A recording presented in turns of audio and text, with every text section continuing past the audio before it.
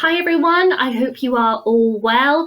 It is Saturday afternoon. I'm filming this video, not my usual Sunday, because I finished the book I have been reading this morning, and I want to talk to you about it as soon as possible. I've had to turn the lights on here again because the sun is being particularly annoying, and that I started filming this video and then all of a sudden the sun went behind a cloud and literally half of the screen just went like really dark, so the side that's closer to it just went so dark and dingy. Actually it's just gone a bit dark now, so I've turned the light on in order so that you can actually see my face.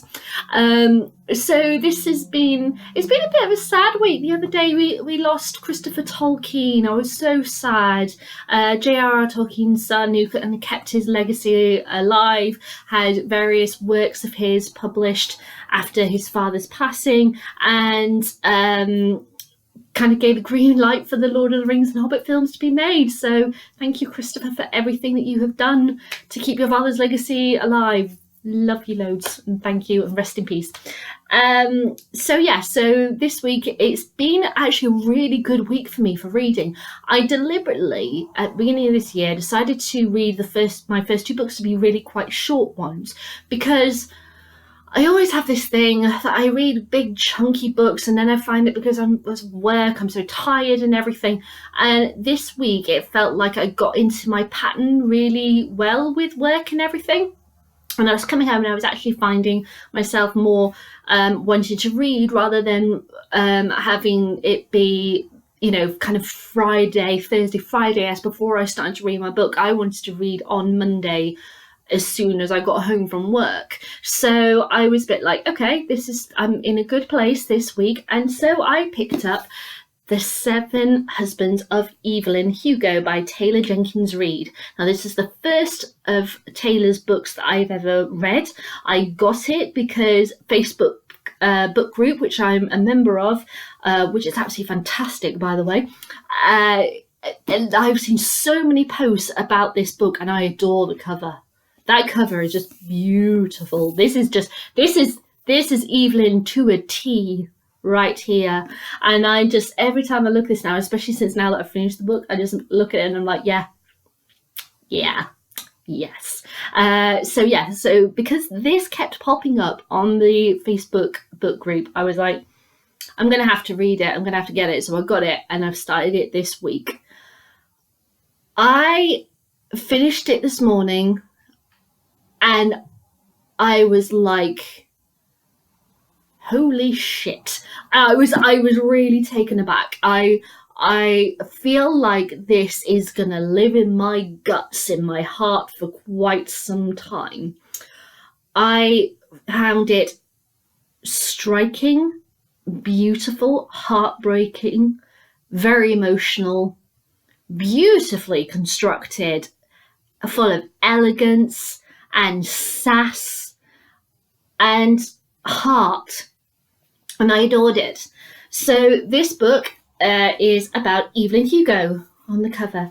It is set in 2017, the year that this book was published, and it follows a woman called Monique Grant, who is a journalist at a magazine, and she gets approached by Evelyn Hugo. Her people basically contact Monique's manager and says, look, I want to do a piece for your magazine and I want Monique to be the journalist.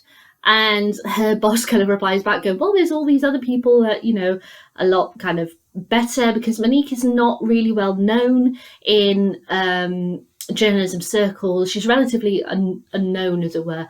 And Evelyn writes back and says, no, it has to be Monique or I'm not doing it. And so Monique goes to Evelyn's house and discovers that actually Evelyn wants her to write her biography. And so she ends up sitting down with this stunning Hollywood star who's now 79, telling her life story. And it was absolutely extraordinary read. I was really thoroughly impressed by Taylor's writing. This is not a simple piece.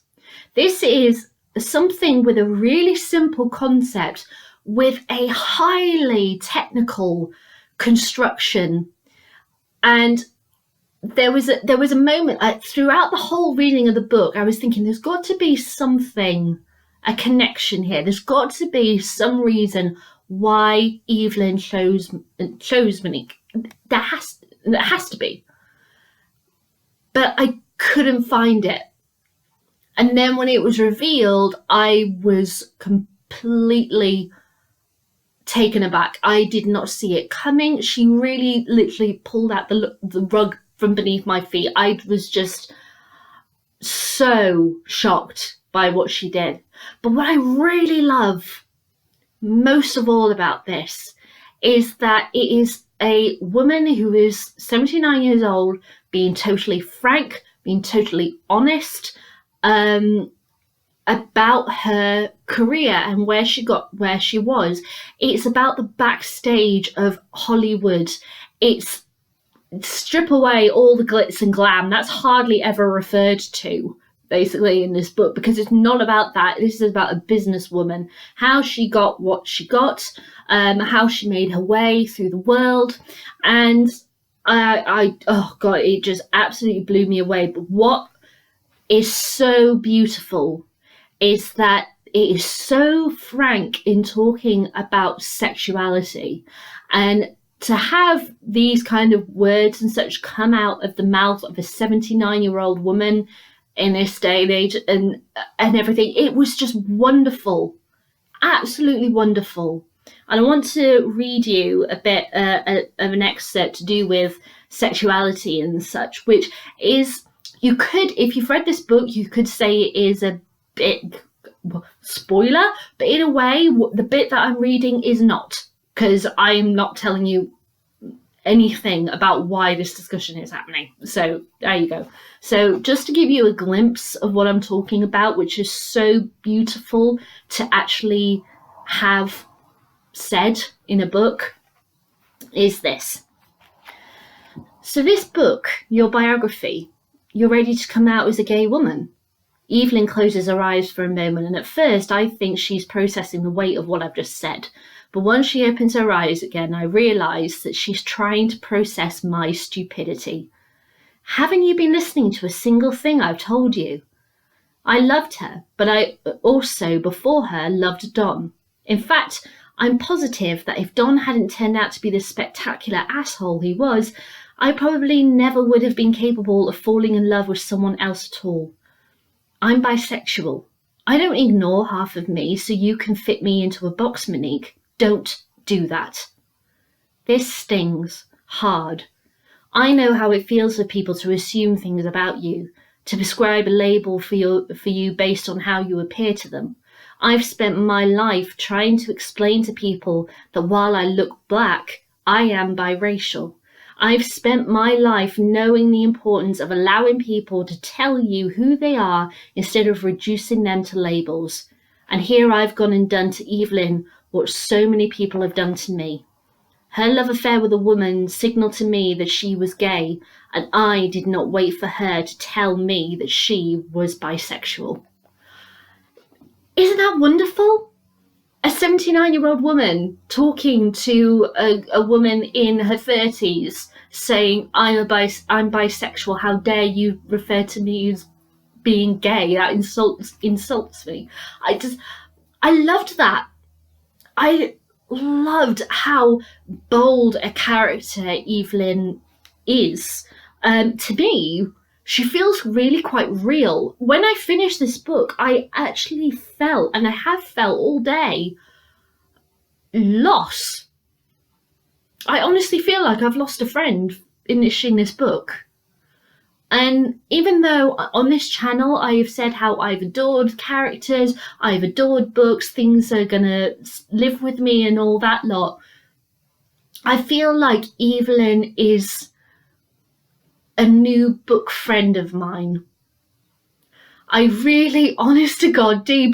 People talk about, book boyfriends and book girlfriends as such within the book loving community, kind of thing, and everything. You always see things on Facebook going, oh, tell me who's your book boyfriend and all this lot, which is really lovely, thing to get involved in discussions about and everything. I love that. But it's not often that you find a book friend who you feel like you can turn to for advice, for when you're feeling down, all those kind of, almost like a sister who's not your sister, who's in a book. It just, I honest to God feel like Evelyn's going to be living with me for quite some time. And I'm perfectly okay with that.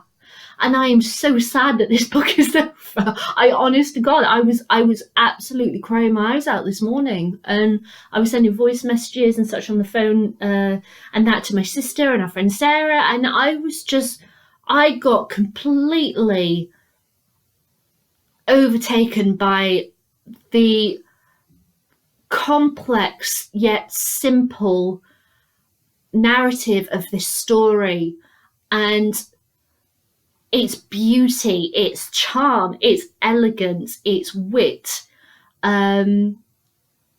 its heartbreak, and it feels so real. That's what blows my mind.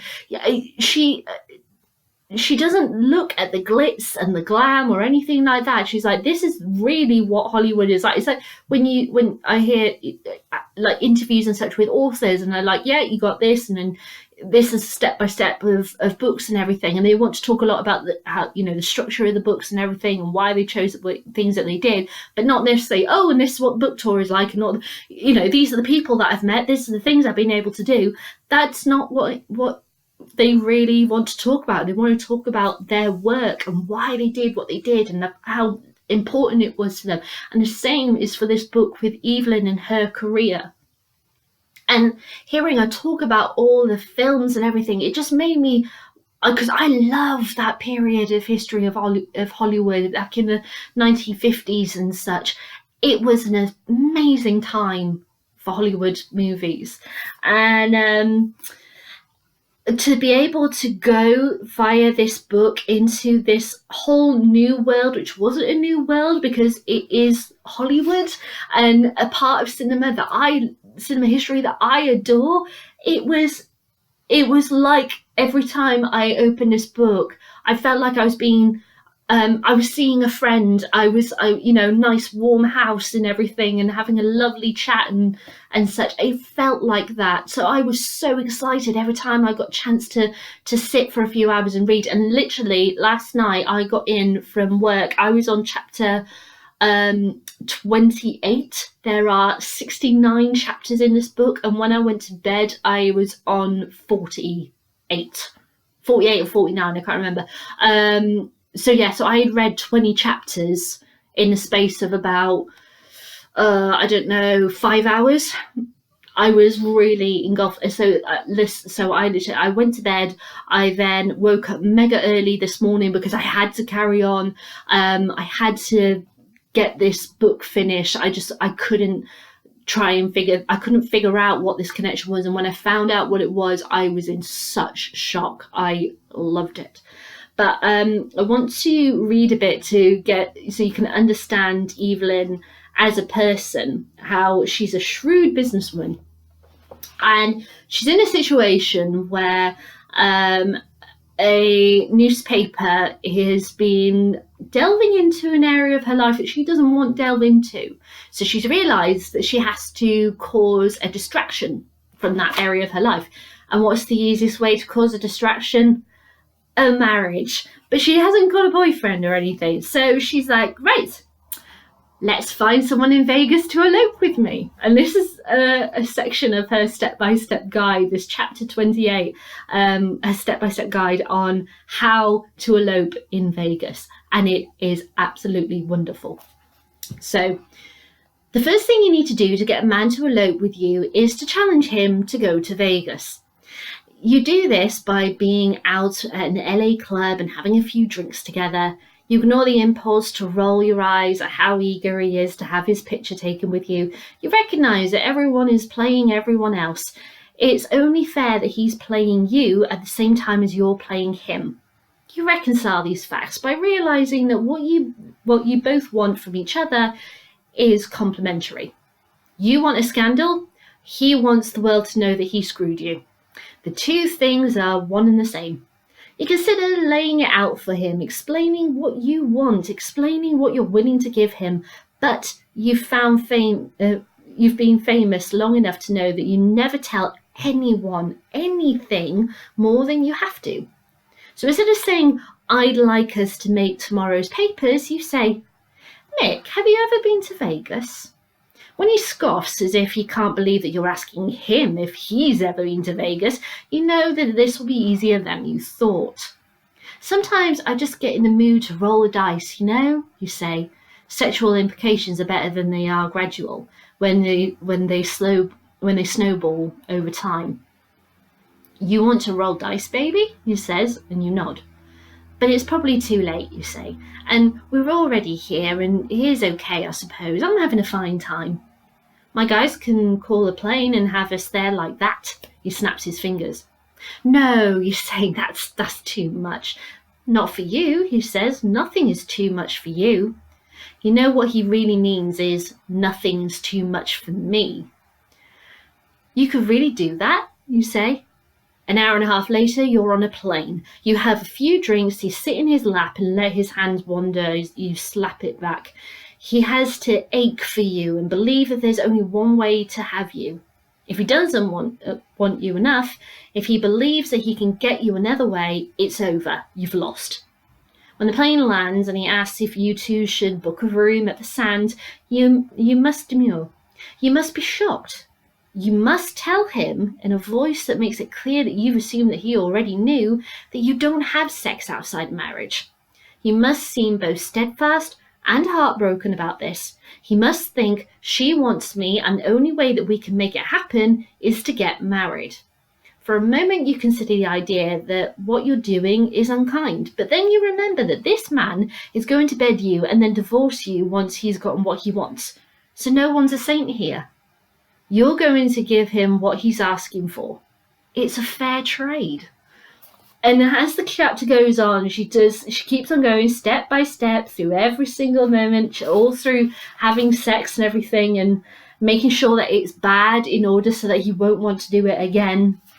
And then the decision to end things. And this chapter ends with the best line, one of the best lines that Evelyn has. I love it.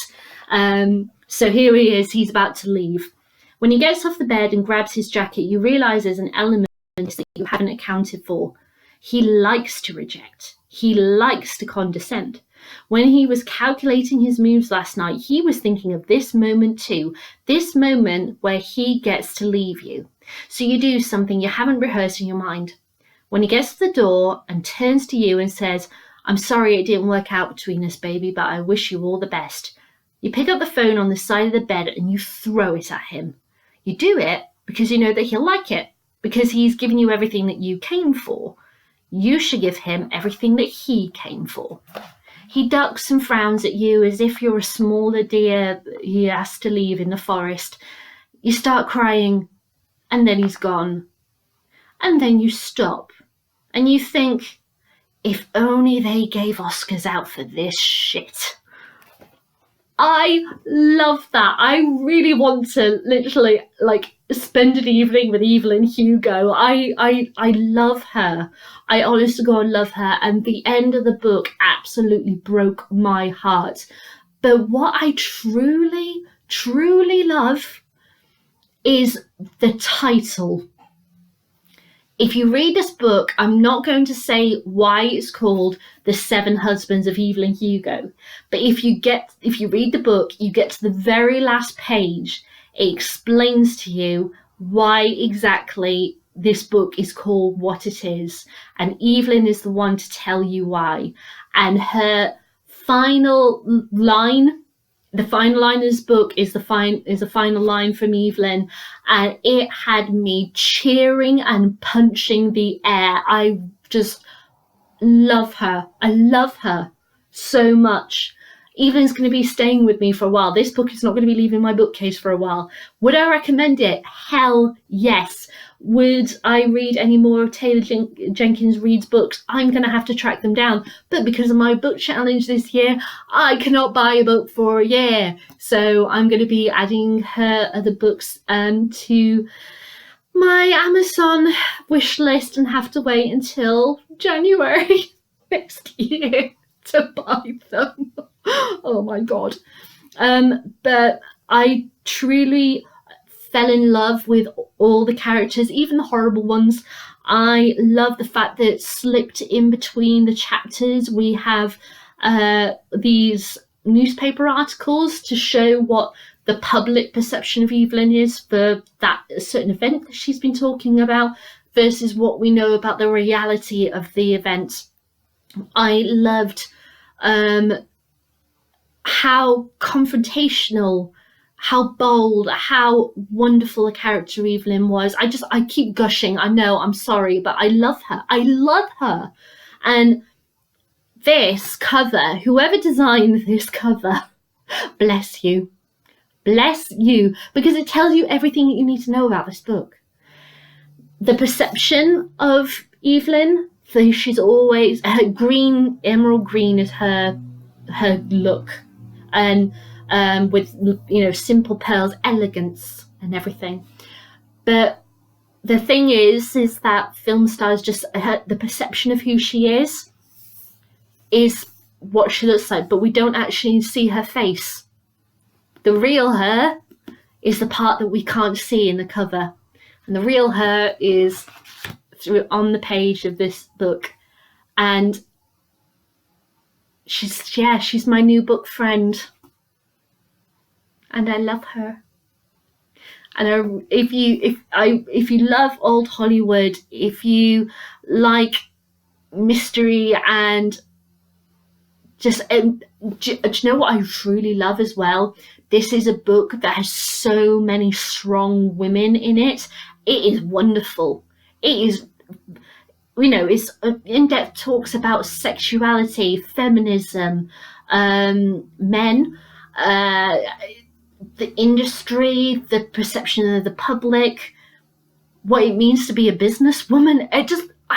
It has so many things to it. It is so complex, and yet it's so simply written and beautifully written. I can't help but marvel at this. This has like knocked A Kestrel for a Knave out the water for my #1 spot now of books I've read so far this year. Okay, yes, this is only book 3, but still, I didn't think A Kestrel for a Knave was going to be knocked off the top spot for me this early, but it has. So thank you, Taylor Jenkins Reid, for writing this. Now, as for obviously film drama version, there's not been one. It was only published 2 years ago. There is an audiobook on Audible, but I haven't downloaded it because I wanted to read it myself. I had Evelyn's voice in my head and I didn't want the audiobook to change that voice for me. So I was like, no, I'm not going to listen to it until after I finish the book.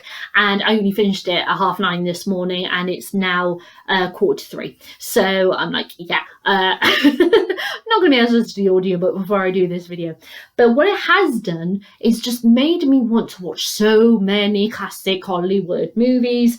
And I have raided my DVD collection, and I'm going to show you a load of classic movies that I just love watching. And I just wanted to, so I'm going to sit this afternoon and tomorrow and just watch loads of Hollywood classic films because I just really want to. I forgot to grab Gone with the Wind, by the way. I did intend to grab it, but there's so many here, I forgot it. So along with Gone with the Wind, I have like West Side Story, The Sound of Music, Meet Me in St. Louis, yay, Singing in the Rain, An American in Paris, For Me and My Gal, and Brigadoon, that's the musicals. And then for a load of others, I have got To Kill a Mockingbird, Starlight 17, The Great Escape, David Copperfield, The Lady Killers, A Night to Remember, in kind of dedication to the 7 husbands of Evelyn Hugo, because Little Women is a big element, a big picture for Evelyn and her story. Little Women, of course. Sunset Boulevard, one of my absolute favourite classic films. You have to watch this if you haven't. The Diary of Anne Frank, Wuthering Heights, Jane Eyre, Cat on a Hot Tin Roof, Streetcar Named Desire, Whistle Down the Wind. Awesome film. Oh, Goodbye Mr. Chips. Kind Hearts and Coronets, love that film. The 39 Steps, Brief Encounters, and The Canterville Ghost. And I also bought today, because I was in this great mood, I bought some more Hollywood classics. And all of these I haven't seen before, but they were only about £5 each at HMV, and they're all classics. And I thought, what the heck, I'm going to buy them. So It Happened One Night, Laura, my sister's name is Laura, so I was like, yeah, got it. Grand Hotel, All About Eve, and the final one, last week, when I reviewed A Kestrel for a Knave, I said about how the film Kes I couldn't get hold of. What do I find in HMV today? It's Kes! So, yeah, I am going to be watching that as well. So I'm just going to sit, I'm going to spend the rest of today and tomorrow watching loads of these classic movies and just completely immersing myself in Evelyn's world. And I'm so glad I've got a new book friend.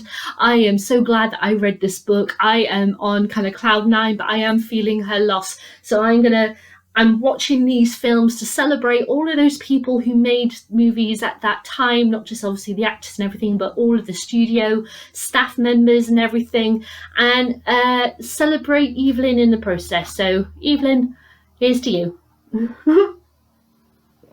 And now I really needed that. I really needed a drink. So yeah, sorry if I was a bit gushy over this video, but I am just like, I am in such a good mood right now. I need to watch a load of these amazing films.